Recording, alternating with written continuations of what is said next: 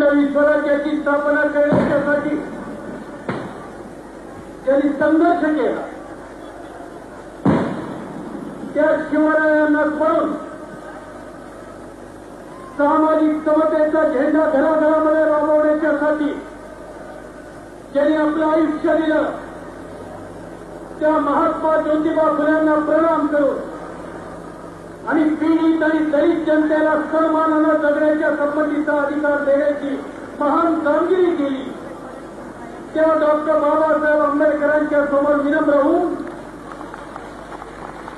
आज राष्ट्रवादी काँग्रेसचा पुनर्जन्म करण्याच्या संबंधीचा महत्वाचा निर्णय आपल्या सगळ्यांच्या साक्षीने या ठिकाणी केला जातोय याचा मला मनापासूनचा आनंद आहे. देशाच्या कानाकोपऱ्यात आलेल्या सगळ्या लोकांना सामावून घेणारी आणि भारतीयत्वाचा आणि राष्ट्रवादाचा विचार